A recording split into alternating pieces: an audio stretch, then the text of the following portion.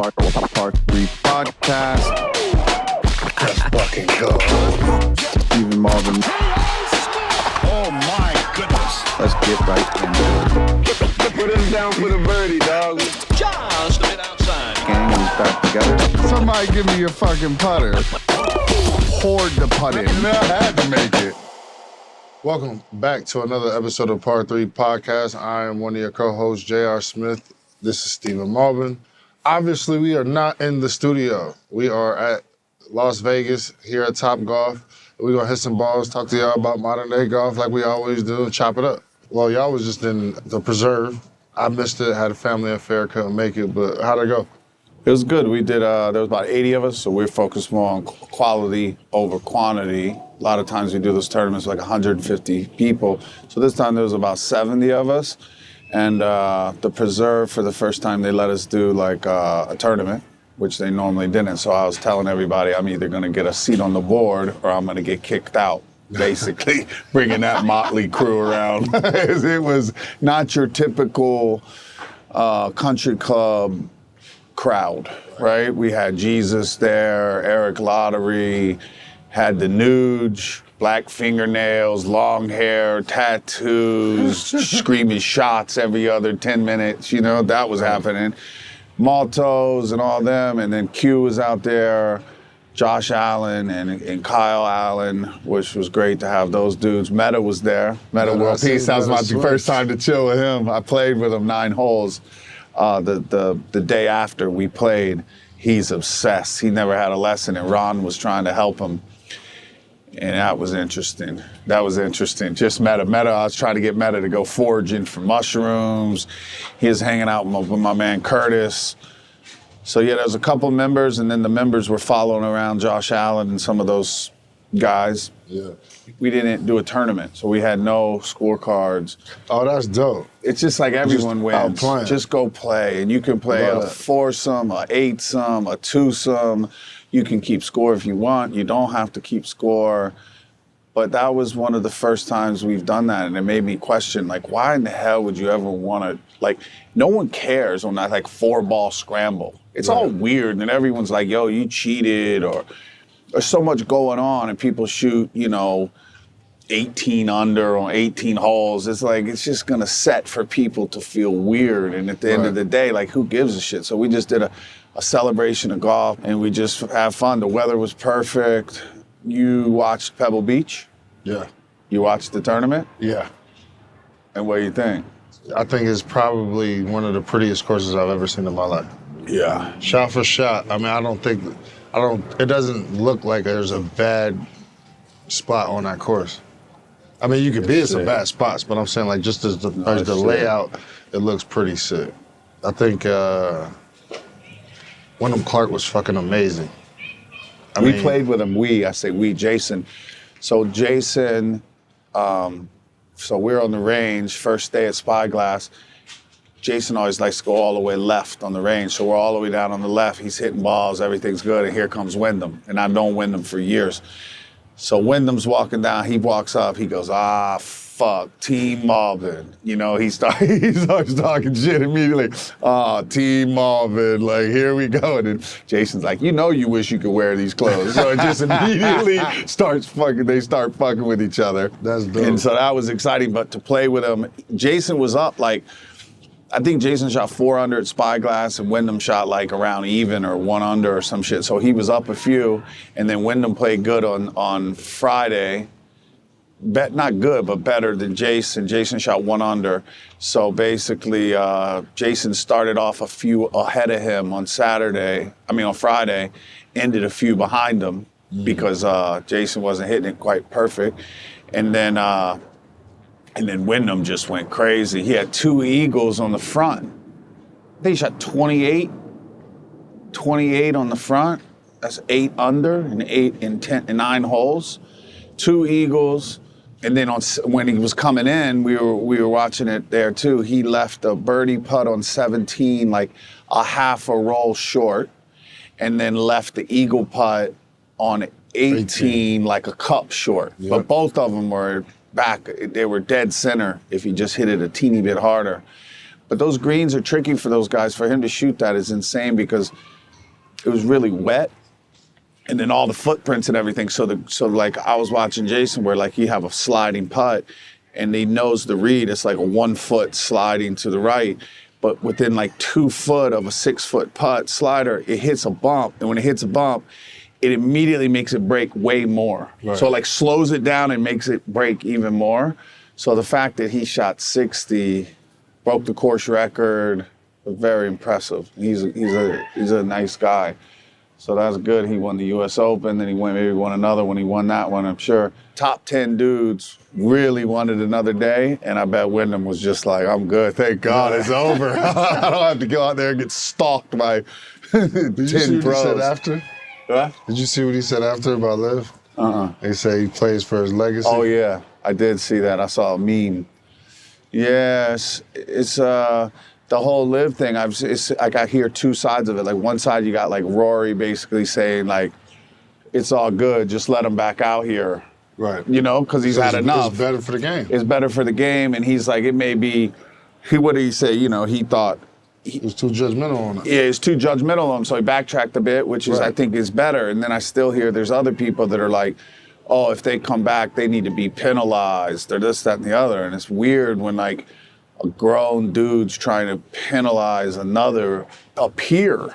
Right. Right? Like, you guys were buddies 2 years ago, playing together, and then all of a sudden this, that, whoop wop happens, and now it's like, you should penalize them. Like, for what, though? He's like, you're not God.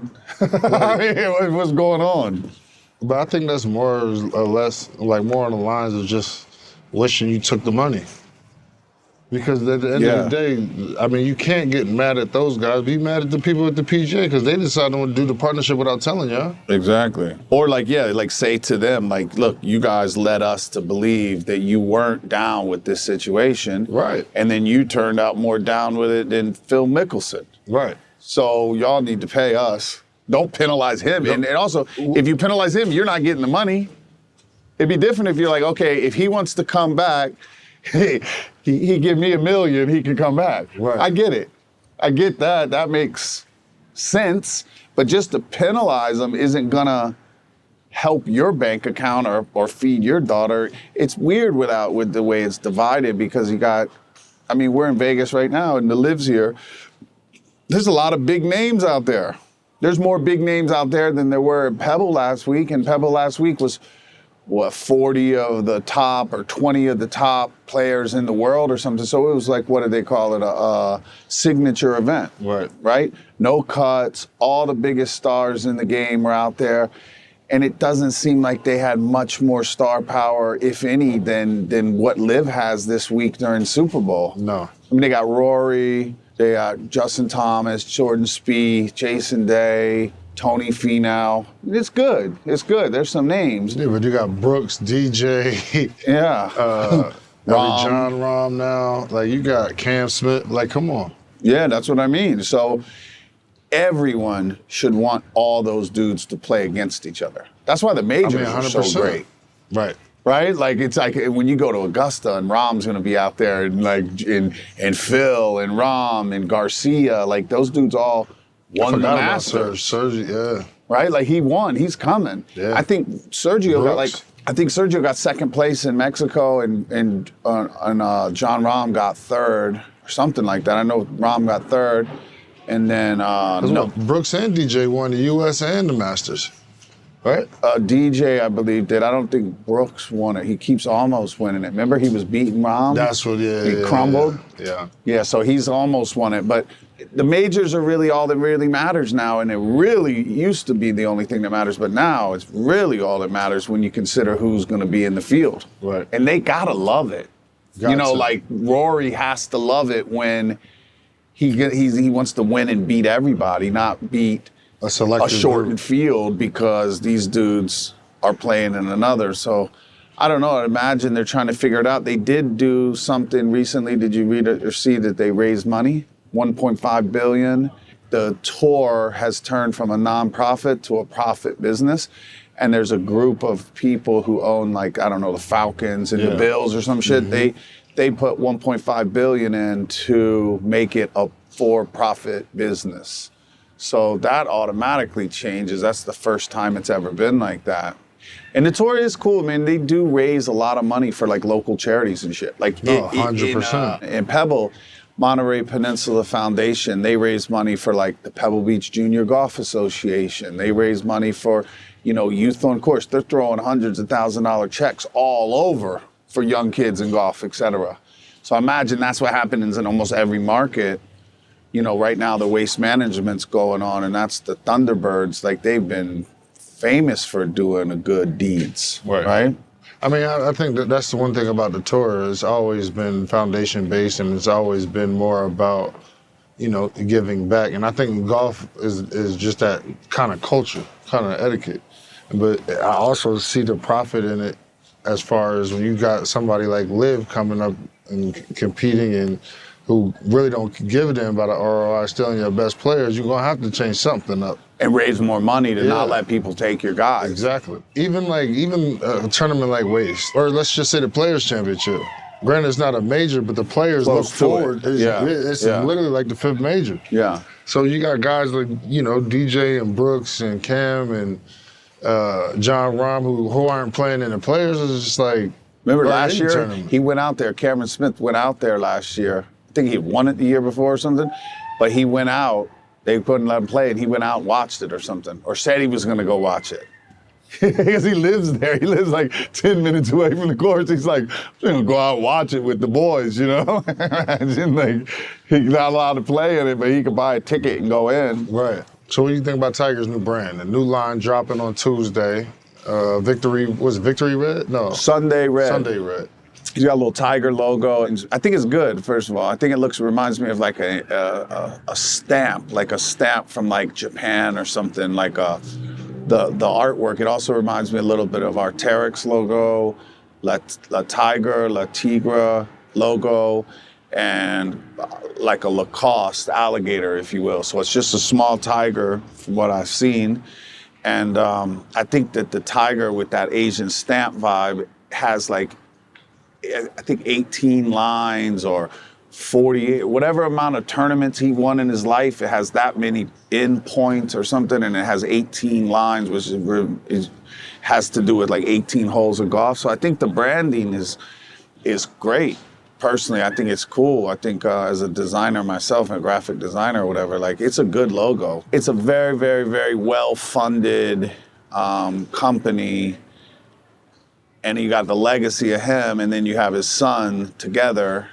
I'm curious to see if like other players will leave and go and wear, you know what I mean? It's like Jordan. It's to some degree, right? You have like Melo and them wore Jordan, right? Mm-hmm. Yeah. So it's kind of an interesting thing of when you see it that way. Like Sheffield was telling us on the thing that when he was on Nike and then he would wear Jordan, and then Nike got mad, and then Jordan and him were fucking around, and he's like, why don't you put me on? And Jordan's like, all right, I'm gonna put you on, And it's like, when he asks, it's like, I'm on. Right. There's not like so I can't imagine a younger player that Tiger likes.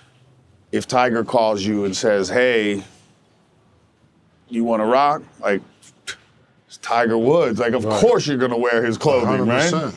I mean, especially to start. It's not only about the check. It's more about being a part of that type of legacy and brand and having that tutelage being up on the Tiger, like it would be for MJ.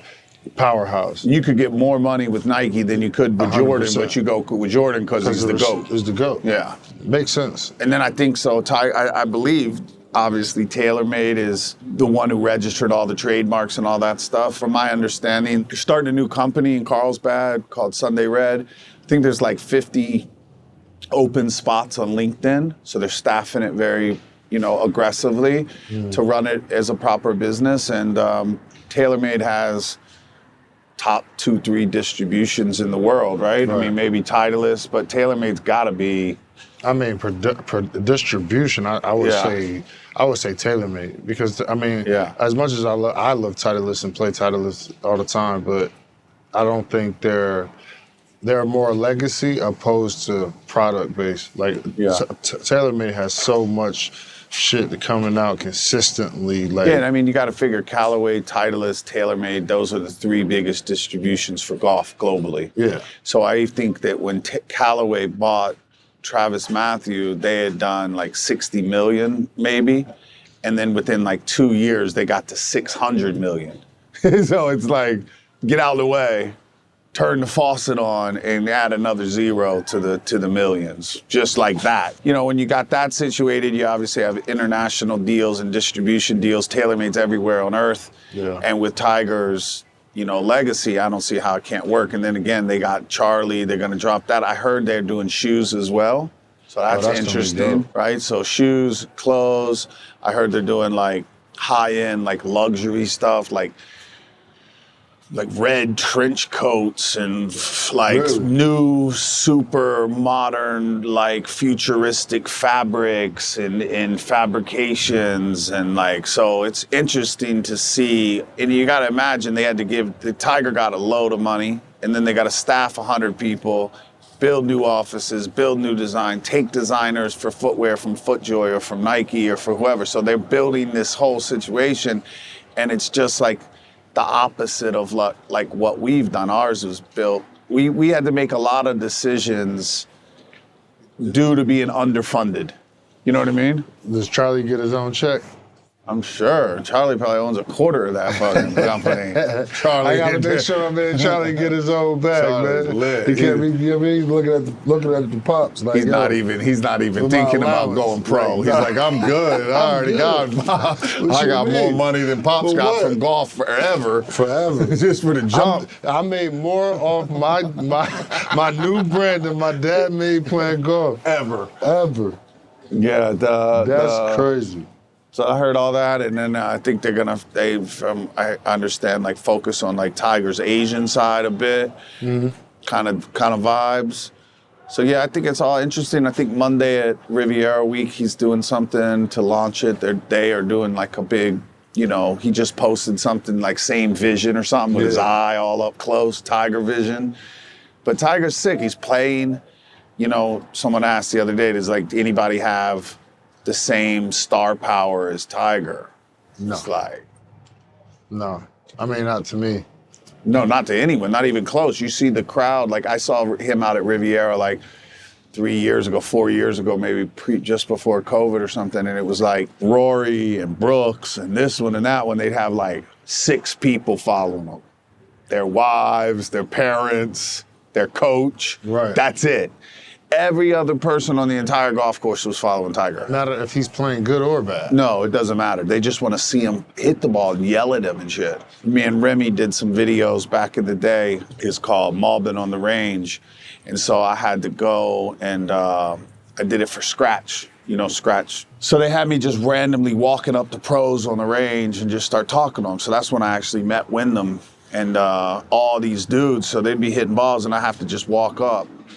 So, what are you hitting, a gap wedge? Like, I just trying to make small talk with these dudes, and dude, they were looking at me like, get the fuck away from me. Like, they don't like the press, they're nervous. You got some man fan standing behind and talking to them. So I was like, I'm not comfortable with this. Like, can I bring Remington?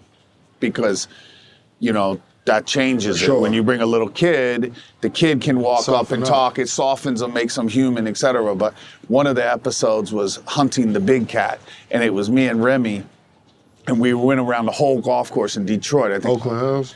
and we were wandering around the course trying to get close to him, and we could get really close, and then Remy would be like, "Hey, Tiger! Hey, goat, Tiger!" And this dude just tunnel vision, walk right by him.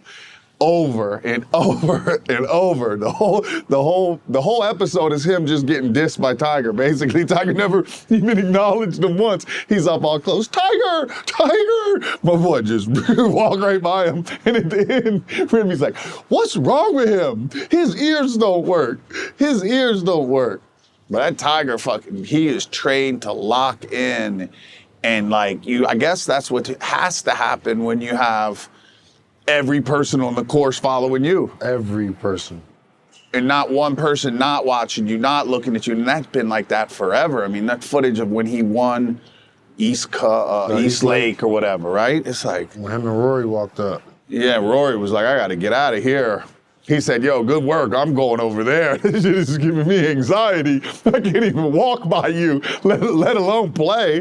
I feel like that was one of the best moments in golf that I've seen in my history. Like, because you know, you always see like the old guys, like you see Jack and Arnie walking in the galleries, like literally coming behind them. To see as many people that he had, like Tiger brings out to the course, and then to see everybody walking behind, that picture has it's to Atlanta. Be, yeah. You know, so it's like... that picture has to be in somebody's house. Yeah, that shit in his house. For sure. That made me cry. I started crying when that was happening. I was like, I couldn't take it. And then also like his son hugged him, like his dad hugged him, or like, it just made me emotional. Tiger's the GOAT. I can't wait to see just him out there. I'm thinking like, man, he hadn't played since he bailed on Augusta. He was all muddy and fucked up, and he wasn't playing great, so he withdrew. And then I think he played his thing at the Bahamas. Yep. And then he hadn't played since. So this is his first time back, and he's the playing host. That's what he wrote on his Instagram. I'm proud to be the playing host. He's like, so he's playing and hosting the Genesis at Riv. Oh, talking about Riv, so remember I was telling you so we did a Curb Your Enthusiasm collaboration. Larry David trains with Ron Del Barrio. You know, everyone knows Ron. And so we had a shop on Fairfax where he used to live around the corner or whatever, but Larry used to come in the mornings with Ron at like 7 a.m. So basically, I remember one time he was in there hitting, and then customers would start coming in, and they shut the door, and there's like 3 or 4 Japanese customers in there. And the door was shut. They're like, can we go in there? Can we go in there? And it's like, nah, someone's in there. And then like 10, 15 minutes later, Larry had to use the bathroom. So the Japanese dudes are in the shop shopping, and all of a sudden the door opened. It's like Larry's face, just Larry's head, right? And they were all like shocked when they saw it was Larry David. The whole capsule, we focused on like all the moments in the show that have to do with golf, because he's a real golfer and he's a member of Riviera. And so there's a president of the golf course. The real president of the golf of Riviera is named Michael Yamaki. So Michael Yamaki is the president of Riviera, and there's a Japanese dude who we use as the model in Curb that is the fake Michael Yamaki, and they can't shoot it at Riv because it's private, but they shoot it at other courses, but it's all based around whatever. So the Black Swan, everybody knows the story. Larry killed the Black Swan. It was the friend, da-da-da-da. And so I had dinner with Michael Yamaki in Orlando at the trade show. Mm-hmm. And I show Mr. Yamaki, I show him the photos of the Japanese actor, and he goes, you know, that's me. Like, that's supposed to be me. I said, obviously, that's why I'm showing it to you, you know? And he's like, and that fucking swan, the Black Swan. He said, the Black Swan is a metaphor for the tree. And I said, what tree? He said, this is a true story. I can't prove it, but this is a true story. So Larry's house, Larry David's house, is on Riviera. And there's a view of the course, but there's a big tree in the way, blocking his view. All of a sudden, the tree dies. So Yamaki and the greenskeepers, superintendent, whoever, they all go out to the tree, and Yamaki said that they had he could see they drilled holes in the root system, and you could see the little like spiral wood from someone drilling a hole in all the roots. And then they put poison in the holes in the roots, and they killed the tree, right? He said, I can't prove it. I couldn't prove it, but I knew it was Larry. And I said, damn, right? And I said, what'd you do? He said, no, I did like at The Godfather. I just said to myself, whoever brings this to me first is the one who killed the tree, right? In The Godfather, like whoever comes and tells you is like, that's who did it. The one. So he said, 5 months go by, nothing. No one mentions the tree. 5 months, here comes Larry in the office. Hey, did you notice? I just noticed there was a tree dead out on number 10 or whatever the hell, the tree he killed. And then he said, no, I didn't notice it. And so it was Larry who was the one who came to him and said, this tree is dead, can't you take the tree down? So he said he left the tree up for another year. And the Black Swan is a metaphor for killing the tree. But you imagine Larry out there, like real life, not even on Curb, just him like having coffee in the morning being like, I'm getting rid of this tree. I'm getting rid of this fucking tree. I'm getting rid of this fucking Some tree. way or another. Who do you call to kill a tree? Dion, you know what I mean? You know, Dion in the show, his boy, yeah, someone like that he called. One of his homies, he called up, hey, I got a little project for you. Hey, We're man. gonna fucking take care of this tree once and for all. So that was fun, Mr. Yamaki. That Riv is crazy. I was thinking I came to my reality real quick. $500,000 to join, if they'll let you in. And then it's all set up, $500,000, blah, blah, blah. And then they're like, oh, and by the way, you also have to donate $300,000 to a charity we choose. Well, why don't you just say it's $800,000? I mean, just bullshit. no big deal, another $300K. Like, how in the hell? No chance. No chance. Last time I seen you, we was at Orlando. How did the show go? Good, fun. Show was good. The capsule is fire. Yeah, we had a nice booth. We designed it properly, like a nice brand experience, not just like a shit booth where you have, you know, we designed and built the whole thing, whatever. So that's great to have that. And then we have like 7 reps now. So the reps bring in appointments from their regions. So we have like a Jersey to I don't know, New York, Jersey person. Then you got like a mid-Virginia, North Carolinas. Then you got a Georgia to Florida. And then you got Canada, LA or Northern California, Southern California, Arizona, Texas, and then like Wisconsin, Midwest type of deal. So it was really good because we were getting into clubs like, basically, you know how it is. People are like, those dudes are all like blue blazers and khakis, and they're like kind of nervous to even come in a booth. For sure. Right? Just right off the bat, they're like uncomfortable. So I think we did a good job at being like, you know, they think like, well, Malbon is like this, and this. Well, sure, we are, but we're also this, and this, you know, and I think that was a good way to like present it and be mindful and pay attention to people's feelings. And we presented an evergreen collection, performance collection, footwear, putters, youth.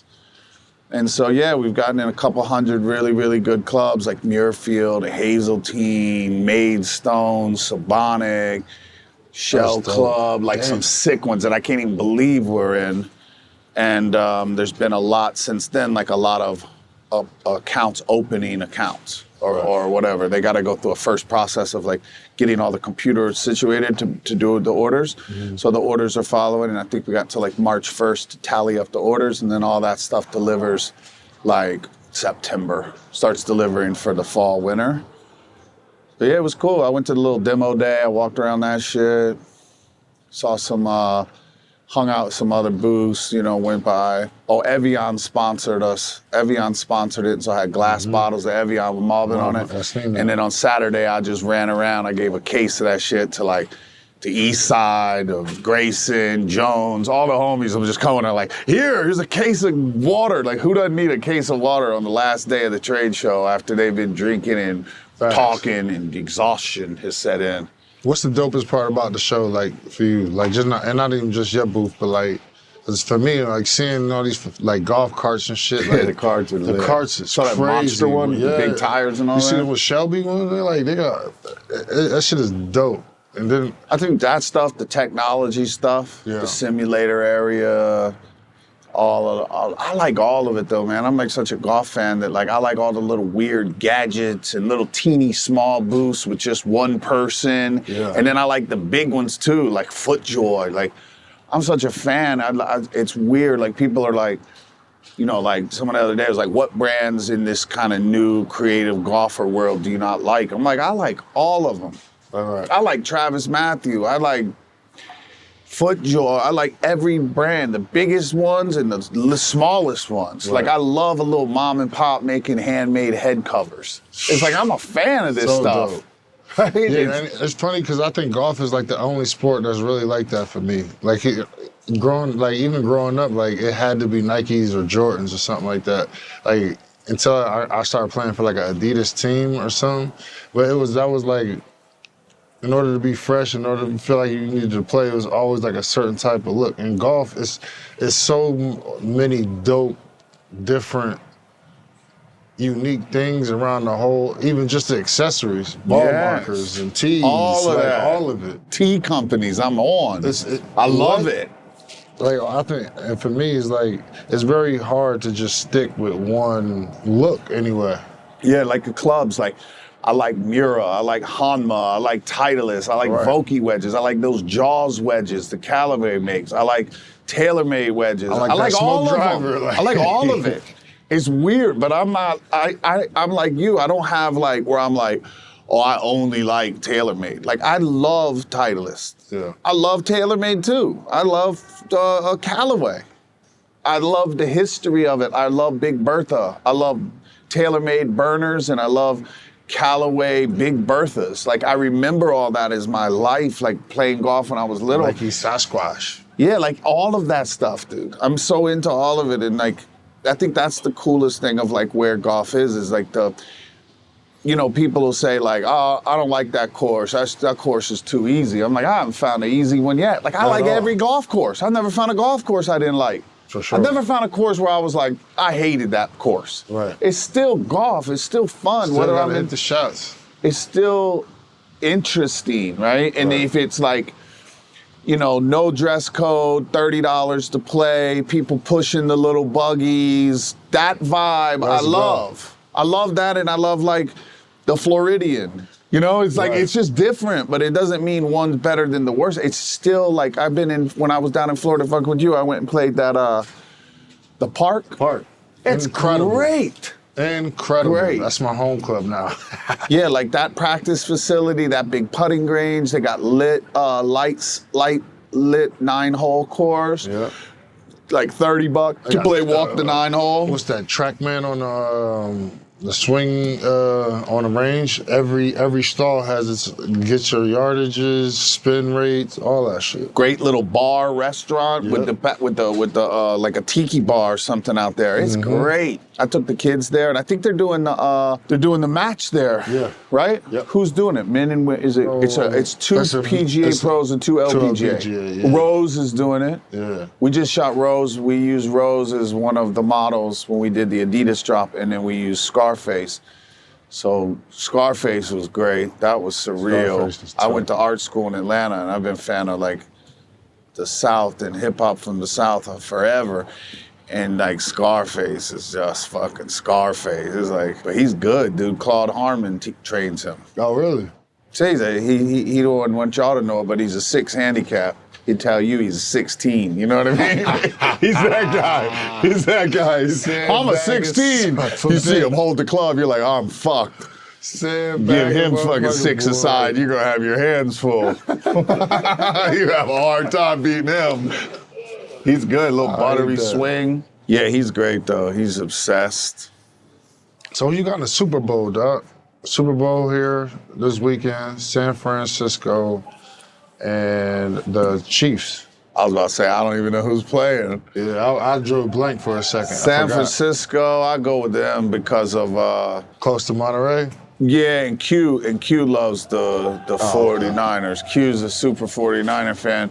And yeah, in the Bay, or where I live, Monterey is close enough where like the airplane today coming down from San Jose, Swamp. That's loaded with, yeah, and then Kansas City's cool. Killer Trav and them, right? That's the only reason why I'm going for Yeah, and then Patrick Mahomes, I hear he's done what like no one else has ever done or something, right? Yeah. With his victories and rings. Yeah, and if he wins this, I think they definitely putting him up there with Montana and Brady's, for sure. The Montana, I just saw a video. Post was about him being like a great football player and a great husband. And it basically, he was explaining how he would sit on the sideline while the defense was on, and he said there's always a phone there, and he's just like fucking one day, he just picked that shit up and hit like 9, and he got a dial tone. And so he just called his house number, and his wife answered, and he's like, what are you guys doing? She's like, wait a minute, like, aren't you playing? He's like, well, I'm not right now. I just wanted to see how are you doing, honey? You know, like the greatest husband ever. So then it became a part of his routine during the game. Joe Montana just called his wife every game. Just no big deal. Like they're out there playing like, what are the kids doing? How are the dogs? You know, I miss you guys. Like I'll be home tomorrow. That's fucking fucking Joe Montana. hilarious. He's the GOAT too, right? Oh, for sure. He's probably the best. I mean, Give Tom or Brady, take. you got to give him Tom 7 Brady, chips. Joe Montana. Yeah, I mean, it's an argument. Well, who's the other dude that played for Jersey? Joe? Broadway Joe? Broadway Joe. Nah. Not really? You got Marino. Dan Marino. Man. And what about John Elway? Elway was dope. Elway was definitely So dope. Patrick Mahomes is working in that He's direction for with sure. that group. I mean, some of them, he damn near, he there. Tom because of Super Bowls, but I think it's Dan the man with the stats. Really? Dan Marino with the stats. Stats, Still. yeah. He's got the stats. Well, technically, Drew Brees got the stats now. I mean, out of that caliber, Dan's got the stats, and Tom's got the rings. And I guess what? Patrick Mahomes has done it all really quickly. Very quickly. Yeah. I mean, this is what, 4 Super Bowls in 5 years? What about basketball? LeBron didn't he just break something? Scoring record. Scoring record Last year. ever. Most scored ever? Ever. How many? 38,000? 38,320? And what's the next guy? 30, Close? yeah. He barely beat him thus far. No. He's still, well, see the thing now, every time he plays, he's breaking his own record. Yeah. And the number 2 is an old timer? Yeah, Karl Malone. Karl Malone. Wow. How about Tony the mailman? I was just thinking that Karl Malone made me think of Utah, so I saw Tony out there at Pebble, and I was fucking with Tony, and he's like, come over to the house. I'm staying at my friend's house on 18 at Pebble. Mm-hmm. I'm like, man, I gotta get the kids. I gotta do this. I can't go. And then he's like, oh, it's all good. I'll see you tomorrow, whatever. He's like, you sure? It's my friend's house. Nah, I can't go, Tony. And then I saw his agent, Armstrong. I said, yo, who's his friend? You know, he's like, oh, Steve something. He owns the Utah Jazz. I'm like, Tony's just laid up. No big deal. Ordering the tap room. They're ordering takeout. Yeah. Just sitting, just laid up. And so on 18, when I was walking, Jason was actually putting for Eagle on 18, and I was walking up and I saw Armstrong, and I got a text that said, look right. I looked right, and he's sitting out there by a little fire, like basically 2 houses down from the clubhouse on 18. That's where they stayed. They're great. Tony and his wife and all them great. You hung with them? I played I played 9 holes with him at BMW? It's great. Yeah, he's great, Yeah, dude. he's so cool. I like Tony. I think I had that wrong, too. I think Kareem had the record. Kareem was number 1. Karl Malone was 2. And what's the difference? What I've been speaking to people about it with golf, but like, you know, in golf, I'm sure even in basketball, like there's been thousands of people who played basketball, and I can only really remember like 10 of them if I tried, right? Like, Right. But like same with golf, right? Like you take that normal person, they're gonna tell you Jack, Arnold, Tiger, right? So like, what do you think it is? It's not the skill, like No, it's not the it's skill. not the amount of training they do. I mean, maybe kinda, but like you gotta figure all the PGA players, they all treat it like a job, right? They're working there, they're clocking in and clocking out. And same with you guys when you played, I'm sure. I think a lot of it has to do with era. You know, like obviously, like great players come and go. I mean, it's hard because I look at the game completely different now. It's almost like a soap opera. Like back in the I hate to sound like one of those old players hating and bitter, but when I came into the league, up until that point, until 1985, it was like 3 people scored 60 points. Ever. No, not ever. Or I mean, a year. just within that span, between 85 to 2004. Like 2 weeks ago, it was like 6 people scored 60 in a week. And it's like now Why? for one, the game has changed and they sped it up, but also there's no defense. To me, it's hard to give certain people credit on how great they are if nobody's playing defense. Yeah. Because when MJ, and I'm not even speaking about me, but when these guys are MJ or Scotty or Magic and Bird, and when they were doing it at the highest level and they're considered the best players, they're guarding the next best person on that team. They had to play defense and they're not just running. They're not just running and gunning, and then I'll go sit in the corner while somebody else guards the best player on their team. No, they take the matchup, and now it's just They liked that matchup. Exactly. Yeah. And now it's more predicated on hiding the guy on defense, just so you can use all of his offense. And fast them down. Just break out, run early, Right. throw him the ball. But what about with golf? Like, the difference between super good college kid and the PGA Tour guys, like physically, training-wise, and ability to hit shots, they're not very much different, right? Like if we were at Topgolf, if they took, if they went at it right here, hitting at those targets, like I can't imagine you could always pick the PGA guy. No, right? Like they're the same here. Right. But they're it's the same in practice too. Because when it's nut crunching time, man, some people just clamp up. Yeah. That's why it's like practice is always like the best, because the guy who can't play in front of everybody in practice, he's killing. Yeah. You see his natural ability come out. You see him just because there's no pressure, no nothing. Yeah. And that's where you get the real raw and the best basketball. But when you get out there, that shit is hard. And so on top of possessions and who's got to get the ball and everything else, so it's hard to get rhythms and shit like that. So. And when you were playing, like obviously, like if you were on the Cavs, like LeBron's like the best guy on the team, right? Yeah. And then there's a couple dudes that probably I would never even know their names that were like on the bench a lot, et cetera. But in practice, they're kind of the same. And then LeBron goes out there and it's just. Nah, not with him. Ain't no the same nothing. No one. Nah. So it's a mentally, like that's what I mean though. Like how is he such a sicko, or Jordan or Kobe? Like there's only a few. Oh no, I mean there's only a few but they got it though. They got like they're just born. They got a tick different in their head. 100%. Yeah. But the thing me and some of the other people respect about Bron and Kobe, like I don't know it to the extent with MJ, but like these dudes work on that shit every day. Like Bron is every single day, nonstop, lifting weights, progressively trying to get 1% better every single day. Mm-hmm. Like I hear stories about Mike back in the day, and so I know he played 36 holes a day. Yeah. 72 holes a day. So he'd be golfing and then go out there. So he was just a sicko mentally. Right. Hates losing so much he only has one choice, his competitive win. nature and drive was so far beyond. And then if you have that and you have a speck of athletic ability, let alone big-ass hands, and you really got it, you're going to demolish everybody. Mm-hmm. It ain't even close. We were talking about a player who's coming back soon. And my wife and I were talking about it, and she's like, well, what do you think? Like, does this player have the chance to, like, do well?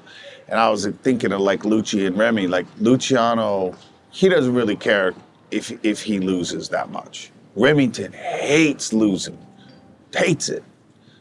And so I don't think I could put that hate for losing in Lucci, but I don't think I could take it out of Remy either. You know what I mean? You can't teach someone, like you could teach someone short game, you could teach somebody a drill or whatever 100%. The fuck, but you can't teach them to be a killer, and you can't make a killer not be a killer. Right. You can't take that shit out. So you can. It's easier to take it out. It's easy to take a killer and turn them into something soften them up than it is to take a soft person and make them a killer. Hard. Yeah. Because there's so many guys who are just happy to be there. There's so many people who just get to that standpoint and just like, damn, this is pretty fucking good. I can kick back. Yeah. It's hard when you sitting on $200-300 million to go back to the gym every single day. That's what like LeBron is like, bro, you the highest paid person in our game. On and off the court, and you show up every single day. That's where the respect and the shit is different. Same thing with Kobe. They showing up all day, every day. They putting their all into it. So when you see the certain shit come from it, to me, I'm not surprised because look what he do every day. That's his life. He set it up like that. Now, don't get me wrong, basketball was my life, but I had a lot of other shit that was important to me. Yeah. And I think a lot of players is like that, and to where it breeds frustration within so many different people because they look at it as not necessarily being competitive to what they deem what's being competitive. Like I listen to Charles and those dudes talk on TV and shit, it's like, oh man, he should be playing, he should be doing this, he should be doing that. It's like, yeah, But at the same time, if you didn't have to do the shit you was doing, you probably wouldn't do it either. Yeah. If nobody's putting a gun to his head saying he got to play X amount of games and minutes per game and this and that, you wouldn't have did it either. Yeah. And you gonna still give me $200-300 million? Yeah, like the tour too. It's like there's a lot of those dudes out there that are just completely happy with getting 30th place each week. Each week. Just get $100,000 a week. Yeah. It's like you play 30 100%. tournaments a year. You get $100,000 a week. You're good. You made $3 million. Wifey's happy. You're coming home with money. You're moving to the next one. You're paying your little entourage. Everybody's happy. And then you got to think, because golf is fucking hard. So even to finish 30th is very fucking hard. I But mean, I think they've made the decision where it's like, I'm cool just finishing 30th. Like, stay just good enough to finish 20th, 40th each week. For sure. And then there's other people that just hate getting third place. Hate it. Just fucking hate it. Like, Third, can't sleep second, at night. like, Yeah, second, it keeps third, them up. fifth. Just disgusted. I think Jason's like that. Like, Jason doesn't like getting second place. You know, like he just doesn't, he's not out there to do it. He already got money. And that, like, his grind, me just, you know, being up with him for this season thus far and dressing him and meeting around and doing this, that, and the other. Like, the dude works a 9 to 5 when he's not in a tournament. So last week he did Pebble. He went straight to Palm Springs. He'll train from 9 to 5. And then at 5, he'll go get stretched. He'll do a sauna, cold plunge, eat dinner, go to bed. Wake up, 7, eat breakfast, exercise a little, stretch, go, do 9 to noon or 1, grinding, eat lunch, grind another 4 or 5 hours, go get stretched, go get sauna, go get cold bath, you know, and he'll do that Monday, Tuesday, Wednesday, Thursday, Friday, Saturday, Sunday, then he'll go to Riv. So imagine how good he was when he just shot 63. And you go put 50 hours in with your coach in perfect temperature on a sick course. I mean, they're out there training for Augusta where they're like, this shot is like the 13th the 13th hole at Augusta, let's practice this shot. So they're sitting there hitting low, hold off cut, you know, hybrids. Dude, he's got a 7-wood in his bag he hits. And he can hit it high, medium, low. He was hitting 3-woods on the range in preparation for the windy day. He was showing it to us, and he was saying this is the one he uses when he's at the Open because the bunkers, the pop bunkers, are death in wherever they played last year, and it was about 260 to 280 were the bunkers, and so a driver's going in them, and he was hitting these they go 20 foot off the ground, low bullets with like a 1 foot draw, and get it on the ground and let it roll out like 260. 254 or some shit and stop right in front of the fucking bunkers. It's like, I'm sure you understand it too from basketball. It's like you got different shots for different situations and you can recall, oh, remember that shot I used to do when I was 16? I need that one right now. That muscle memory. Muscle memory. You've done it so many times, it's just like, that's for me is like falling out of bounds in that right corner. A lot of the times for me is like I practice that shot. Yeah. Like I practice getting weird angles and weird passes and literally still locking in and shooting that shot, whether I'm fading left, right, backwards, forwards. I've imagined it so many different times of what the defender's gonna do. I've shot in that shot so many times, so by the time the game comes, it's reaction. You already know how to do it. You're confident with it. 100%. Yeah. And I don't give myself enough credit for it, but I don't give other guys enough credit for it on how hard that is to do that in a split second and still get it off on time, on target, and then get back and guard somebody. Yeah. And do that shit again and again. And like, shit is hard. Don't get me wrong. Like, this shit is definitely hard, but it's also, I put so much time into shooting those shots.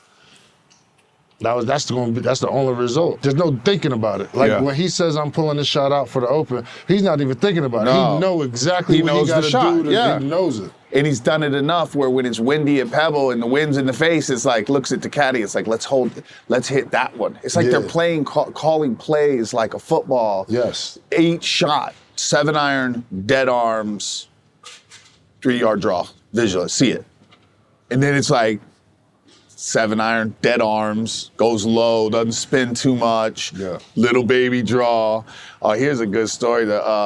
So my boy Curtis hit me up and said, hey, I got 2 friends that are in town and I hate to do it, but I want to see if they could play in your tournament or your golf outing shit we did at the Preserve. You can't make this shit up. So I said, yeah, that's fine. He goes, I mean, they're not like celebrities or this. I said, dude, I don't give a fuck who they are. Like, stop, bring them, let's go, no problem. And he says, yeah, they're camera dudes on CBS, they're here for Pebble. And it's a Monday, so like, they're gonna play with us. I said, okay, that's great, fine. They had a great time. The dude actually got drunk, he had a ball.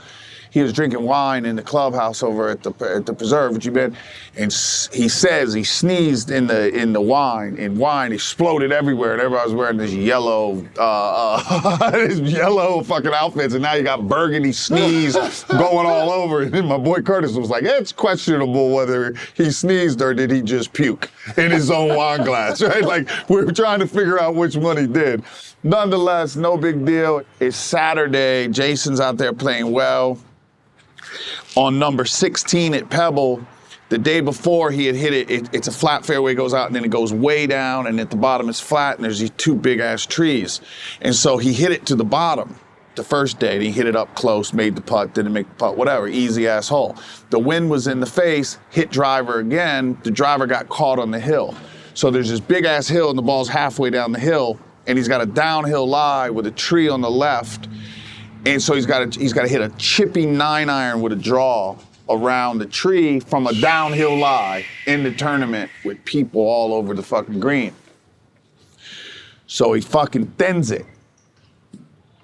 Thins it, line drive. The fucking cameraman sees that it's him, sees the ball coming at him, and said he just put his chin to his chest and tightened up. And the fucking ball hit him and went on the green.